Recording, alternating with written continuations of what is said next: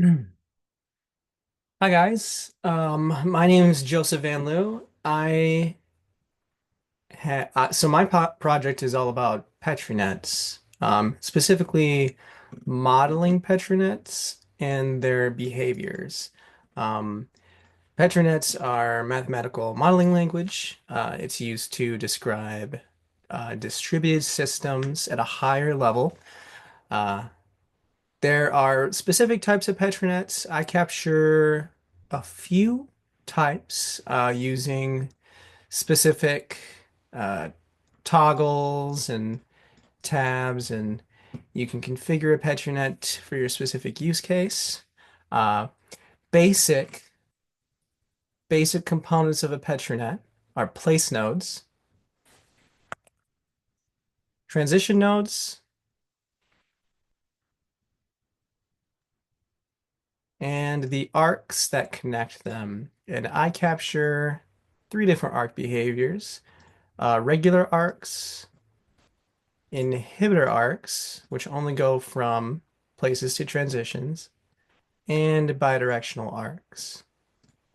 Place nodes, which pretty much represent states, can be loaded with tokens, or if you would like, you can load tokens with a transition that's directly connected to a place node, as long as there is no other kind of dependency on them. Like say if this was 0 and you wanted this to fill that with 1, this would in turn need to have 1 token. But if there's nothing connecting it, which means there's no dependence on this being activated, then it would just continuously fill this into however big of a number you want. Basic elements down. Quick example. This is Paul's net. Paul is a researcher out of Copenhagen, and he was doing a talk on PetriNet modeling, and I stole his net. Basically, this is a good way to showcase how PetriNets can be non-deterministic and also deterministic. The goal is to get all of the tokens, one for each of these place nodes up top, into these four bottom place nodes to fill it pretty much. In a non-deterministic net, at least with the way this is configured currently, we will fire tokens, which I'll show you now. We will fire tokens. Oops. See, I think that's just firing up here. We will fire tokens, there we go, until we start filling these. And you'll see that since T4 only had a dependence on P3 for being activated, as long as it had a token, it did activate. And it's the first one to activate too, because all the rest of these depend on two place nodes having tokens to fill. So now T3 can be activated and so on. So this is running in non-deterministic mode. At this point, T2 and T4 will both want to fire, which I'll showcase here. So T4 and T2 both want to fire in deterministic mode. So at this point in time, the user could select one to fire because in Petrinets, you only want one transition to be activated at any point in time, traditionally, in a deterministic Petrinet. For our use cases, at least in this presentation, we're just going to make sure that we can fire no matter whether or not any transition evaluates to true, which meaning it can fire. So we're just going to keep running through. It will randomly choose between T2 and T4 and fire a token, consuming the ones from these two place nodes into P5, which is what this regular arc is pointing to. And you can run all the way through it until all of them are full and the conditions of the net are satisfied. We have a validator. So we have, actually, I don't need to fill any of this. Ignore the numbers in here for now. However, we can validate the specific places. So we have our input, which corresponds to this. And you'll see if I change this, it changes that to uppercase as well.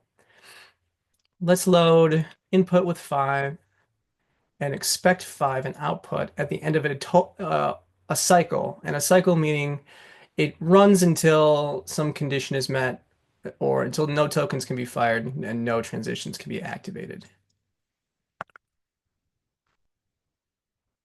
And let's also make sure that our input is has 0 tokens at the end of the cycle that fires.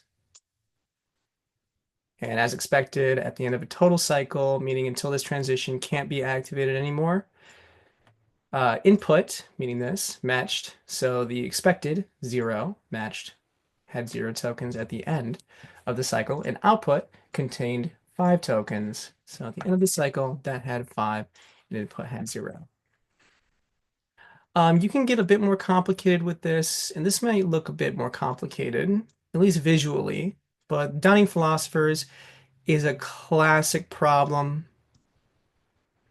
Four philosophers, two forks, two knives. They need one each to be able to dine, and they only have one fork on one side and one knife on the other for each of these philosophers, meaning only one can eat at any point in time. So, philosopher one, he grabs a fork and knife, he eats and returns the fork and knife to these place nodes so that this resource is available for other philosophers to use. Philosopher three decides he wants to eat, grabs it, eats his food. Oh, nope, actually, what does happen is philosopher one also wants to eat because he has the available resources. Now, a way around this kind of behavior, at least with Petronets, is you kind of have a mutex sitting right here in the middle, pointing towards each of the philosophers so that only one can eat at any point in time to keep the debate going. And in the spirit of it, we'll call them the moderator.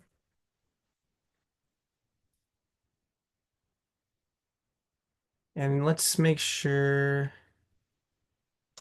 these guys return their forks and knives. And we have these going back to our moderator. And we'll load the moderator with 1 token. So now only one philosopher will be able to eat based on this resource. So the moderator will be like, okay, philosopher two, you haven't eaten in a while, you eat. Or they'll give philosopher one 3 times in a row, they'll eat. But only one should eat and have a fork and knife at any point in time. So philosopher one does, he returns. Philosopher four, he eats. Two, they eat. Two eats again. Three eats. So, and on and on and on. So they'll just keep going until the heat death of the universe. At least that's how debates seem to go most of the time. But yeah, so this is my project. Feel free to visit it. It's mypetri.net. You can model most distributed systems with it. Petrinets have their own specific rules. Play around with the inhibitor arcs. They'll have a little descriptor telling you exactly how to use them.